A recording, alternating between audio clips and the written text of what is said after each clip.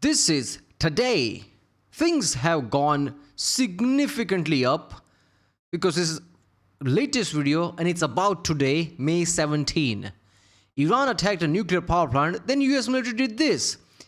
So they attacked a nuclear power plant in UAE. So there was a talk, if USA attacks any power grid, any power plant in Iran, that would be a war crime. Is it a war crime now? If Iran did that first in UAE, can US do that now? Okay, what is the regulation here? Well, let's talk about the rule books. Because Iran clearly doesn't care. They just attack the nuclear power plant. Screw it. Right? Let's just attack power structures. Why not? Civilian power structures. And yeah, it's a nuclear power plant. That could have been catastrophic. If thing goes bad, that would have been catastrophic for everybody around.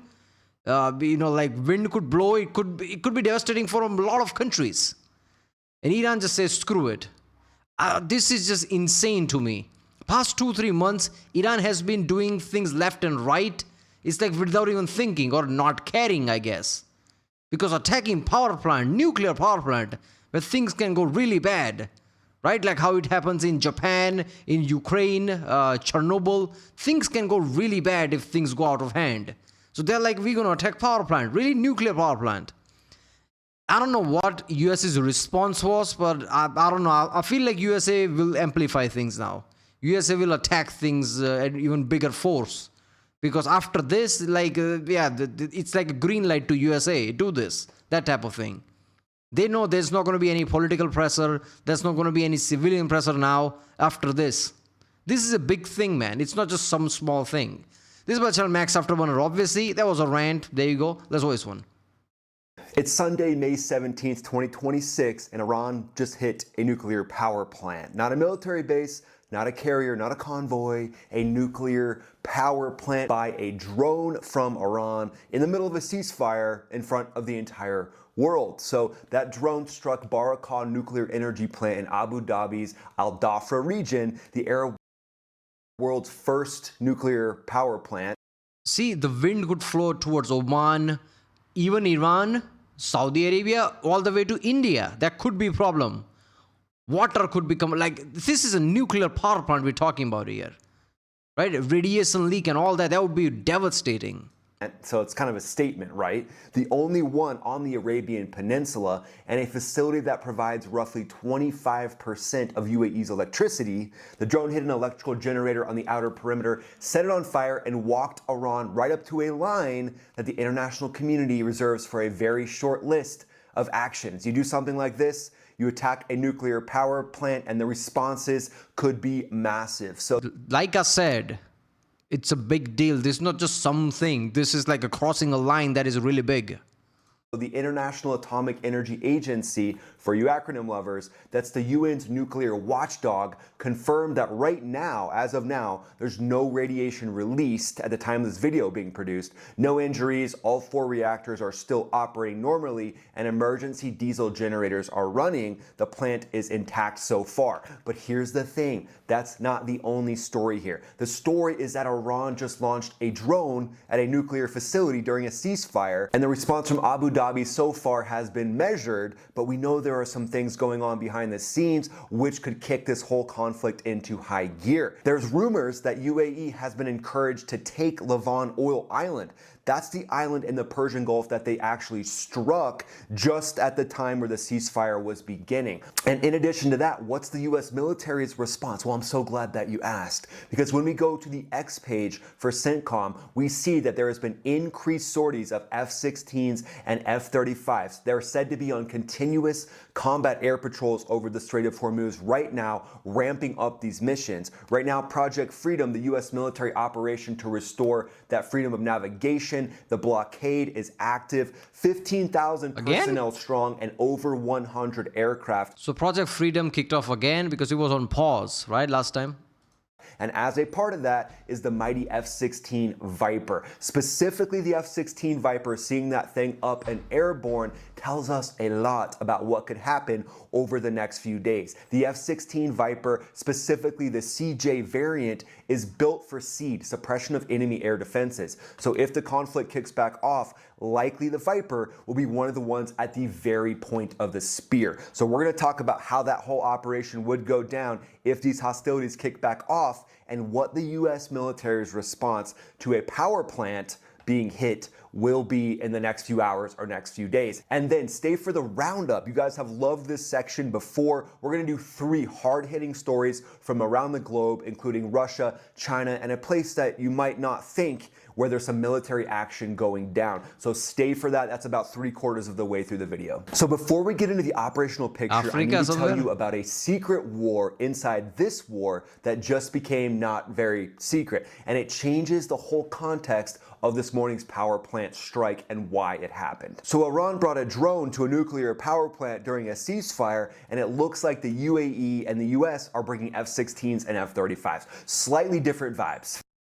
So as we build out the operational picture here, remember there have been layers that have been quietly forming for the last few weeks. The Barakah strike this morning was not Iran's first hit on UAE in recent days. They've been striking them over the last week or so. Tehran resumed strikes on the Emirates early this month after a brief ceasefire pause. The UAE has now intercepted over 2,800 missiles, drones, and cruise missiles since the war began on February 28th. That is a confirmed figure from Emirati defense authorities as of early May. THAAD and Patriot batteries have been running hot for weeks non-stop, reloading that thing and shooting down as many of these ballistic missiles from Iran as possible. And also, it looks like Israeli Iron Dome batteries have been confirmed by U.S. Ambassador to Israel, Mike Huckabee, are supposedly currently on UAE soil as well. So that's showing that the coalition is forming and growing with Israel, UAE, United States. At this point, there's a lot of pressure put on the different Gulf nations to join into the coalition on a bigger level as well. But here's something that's being reported through a few different outlets. We've seen it in the Wall Street Journal, the Telegraph. It looks like UAE could secretly be conducting airstrikes on Iranian targets, and they did it in early April, and they might pick that up again. Specifically a strike on the oil refinery on Lavan Island in the Persian Gulf, one of Iran's 4 largest oil export hubs. The strike knocked the facility offline for months and set off a massive fire. It happened right around the time that the Trump administration was announcing the ceasefire. The UAE used Western-made fighter jets and drones. Abu Dhabi has not publicly confirmed the strikes, and Iran immediately described it as an enemy attack. They launched retaliatory missiles and drone barrages against Dubai, Abu Dhabi, and Kuwait. And then on the US military side, when we look at Operation Project Freedom, CENTCOM confirmed publicly 100 aircraft. The USS Tripoli, New Orleans, carrying Marines from the 31st MU, the Marine Expeditionary Unit, with F-35Bs. Also fresh images of the F-35B blasting off of those fast attack ships from the Marine Expeditionary Unit. MH-60 Seahawk helicopters, Zulu attack helicopters, along with Apaches, confirmed in theater right now. And these types of helicopters are great at shooting down drones. So UAE having AH-64 Apaches airborne, ready to go to strike down these drones, is going to be something they're going to need to step up over the next few days, as it looks like things are trending towards another hot conflict. Everything we can see, like all the dominoes are stacking up to where this conflict might kick back off. But we know that the US right now is still pushing Iran's ships back in. And I said ships. For the record, no one can say I said anything else. They're pushing Iran's ships back into the ports and not allowing them to come and go from the ports. So it's still a full-blown situation of keep Iran's economy from flowing and getting money to the mullahs. That's the whole goal right now. So it looks like Energy Secretary Chris Wright stated that if there was no path to a negotiated settlement in the coming days, we will go back to the military method to open the strait. That's the quote that's coming out basically right now. And then the New York Times reported on May 15th that Israel and the US are intensifying preparations for potential new strikes, with operations possibly starting as soon as this week. So it's just wild. It looks like the war drum is beating faster than ever at this point. So the UAE intercepted 2,800 missiles and still found time to quietly bomb Lavan Island. They're definitely multitaskers. Good job, UAE. So in a fighter jet, you don't wait until the radar warning light comes on to know what threats are trying to shoot you down. You know to prepare for it before the threat shows up. Same principle applies to your savings. I mean, look at what we've uncovered on this channel. Iran. Yeah, but go to original page link from there, support this channel. Now let's get into Iran's actual threat capability, because dismissing it would be the dumbest thing that we could do. And remember, on this channel, we don't discount the enemy. We talk about what the real threat is, because that's what Sun Tzu has said in that book that has basically been applicable to warfare for 1,000 years. Sun Tzu said, know your enemy and know yourself. And if you know both, you need not fear the result of 100 battles. So let's know Iran a little bit more at this time, at this slice of time, even though on this channel, we've gotten to know them pretty good. At this point, General Salami is on our Christmas card list, right? But the Islamic Revolutionary Guard Corps Aerospace Forces, the IRGC ASF, they're not necessarily a third world drone program, even though they are very disjointed leadership-wise. They've gotten a lot of advancements over the years, especially from China and Russia. They've spent 40 years building one of the most sophisticated asymmetric threat packages in the world when it comes to proxy and ground forces. So the news about nuclear plant is not that much, it's just that they attacked. That is interesting. So at this point, we only know that they attacked, and nuclear, like UN's nuclear department checked, and yeah, for now, it's fine. So there is a key point to that for now, because things could, like, over time, damage must show more, who knows. But this is really effed up, because this shows how Iran is thinking. This is pretty important thing that happened, because this shows the picture perfectly that Iran is looking to amplify, not just like trying to like look stronger or anything. No, they're trying to amplify. They're trying to, like, if we attack enough of the power structures, enough of important things, there is a point where UAE, all this Saudi and all these countries, USA, Israel, all of them might think that this is more than they hope for, or more than it's worth, so they back away. I feel like that is Iran's mentality right now, and Iran is doubling down. They are trying to double down, they are trying to project power, and they're trying to flex here. This is an important thing, because this shows what Iran's thinking is. If they are so bold that they are going to attack power plant in UAE, that's a message. Like, we will amplify until there is no target that is smaller. There is no target that is, something we won't touch. We'll do this, whatever is necessary. That's their message. So I don't know what the US's answer going to be, but this is like a clear picture for something like US and Israel. Like, Iran is not backing down, not even close. And then recently, probably over the last 10 years or so, with the rise of the Shahed drone, we've seen them step up into an asymmetric aerial threat package focus, with all these different drones being their main focus, with them reducing the focus on fighter jets, on highly skilled aviators to go up and fly these things. They basically realized that the maintenance wasn't something they could keep up with. The costs of that wasn't something they were comfortable with, and they saw the asymmetric advantage of being able to launch thousands of drones at their Gulf partners and not need to train aviators, which can be very expensive, very costly, and it's very limited on how many you can actually train, especially when your maintenance on those fighter jets is terrible and you can't get any parts from the West. Because remember, they were flying F-4s, F-14s, some F-5s, Western aircraft, and they needed to get parts from the West, which wasn't able to happen, obviously. So then they focused on that drone threat, and they specifically engineered those drones to try to defeat conventionally superior US forces. So they knew that the conventionally superior US forces would take down their Navy, ballistic missiles, tanks, things like that. Basically, minute one, pretty much what we saw when the conflict kicked off in late February. So they knew that would always happen. So they've been really doubling down and focusing on those drones, those Shahed drones. That's the big focus, and that's what we just saw hit the power plant. So what's happening right now, it's not a surprise. Iran has always acted like this, that we can't really beat USA. There's never going to be a point where we even come close to USA. So asymmetrical method, that is what they have. So rather than spending into like tanks and jets, they spend into drones, different type of warfare, influence in other places. And the strategy of like keep fighting, it also makes sense, because they've always banked on this. Because enemy, which is USA for them, if they attack, they'll assume quick victory. So all we have to do is make sure it's not quick by any means necessary. Even if we get as insane amount of damage, we'll hold out. And that is that strategy. It just makes sense, right? If you have if you ask a major military strategist a few years ago, if USA attacks now, how it will all play down, this is how the military strategists would have said, like, this is probably how it would happen, and it is happening.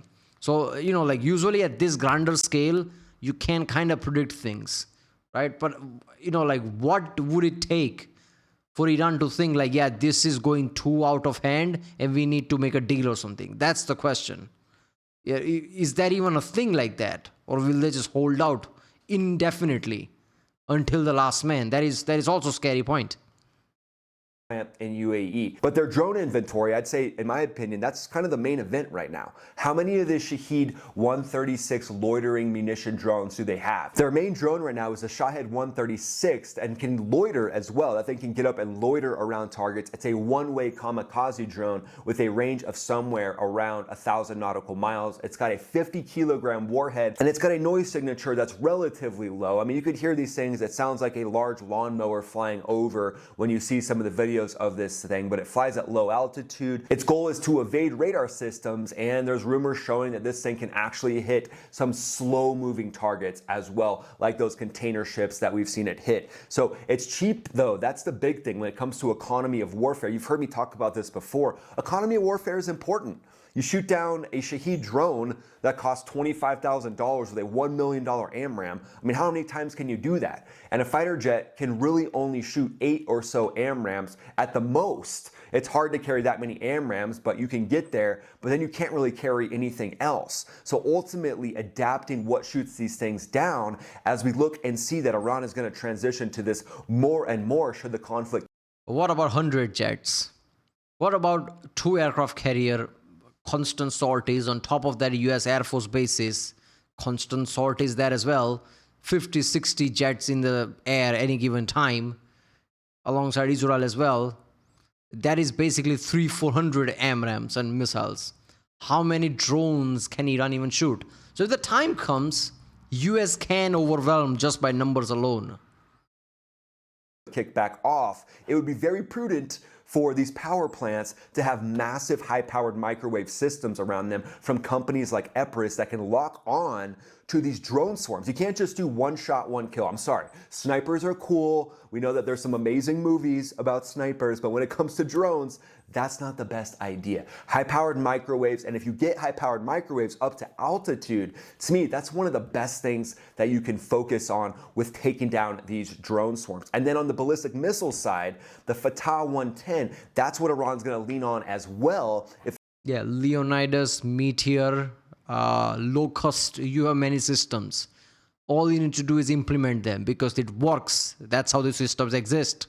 It has gone through R&D, it has gone through experimental phases. It works. All you have to do is implement them.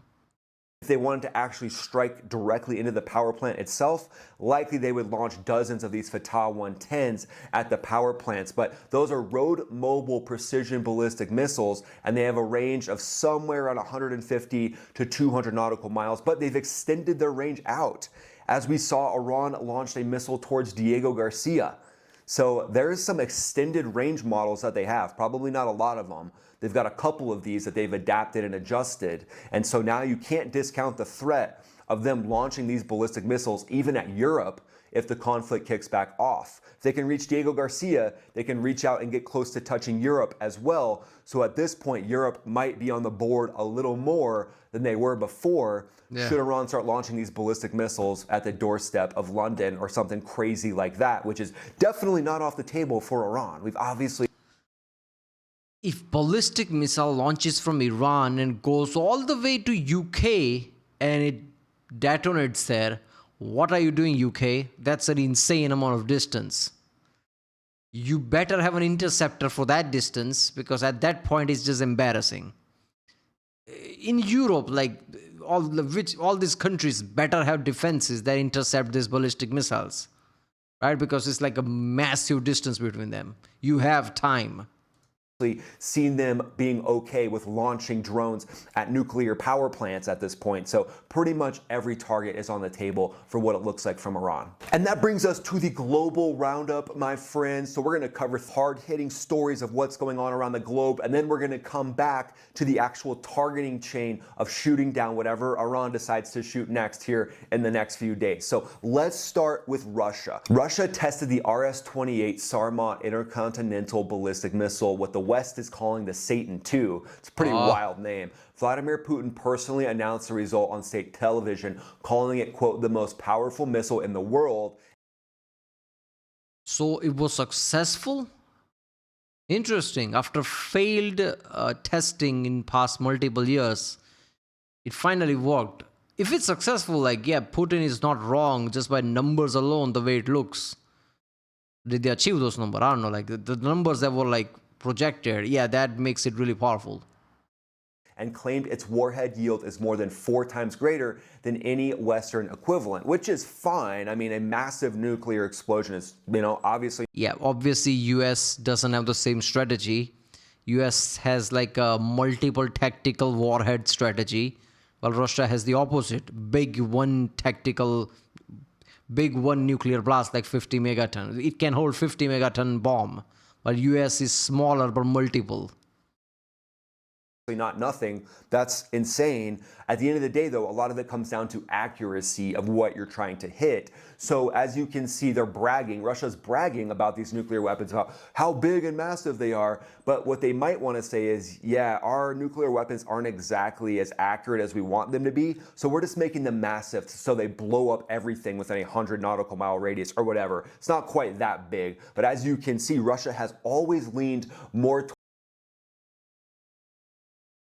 It is though, right? 50 megaton, that is Tsar Bomba. It can have effect of like 100 nautical miles. I'm pretty sure the shockwave and minor damage can be felt even longer distance than that. 50 megaton is stupendous, right? So 50 megaton yield, yeah, that's a big bomb.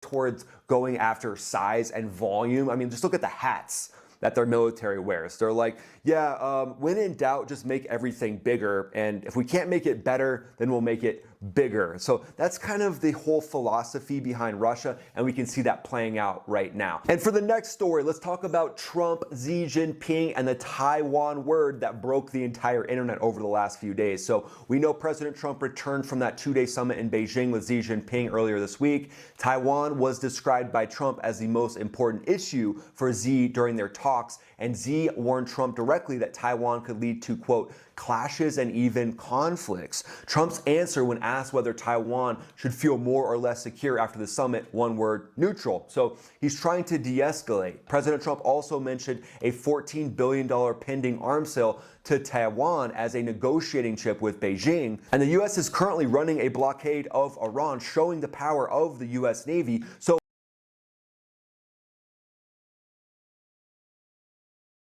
Xi Jinping point blank told Trump, Taiwan is the one topic that could cause war between us. That's what that was.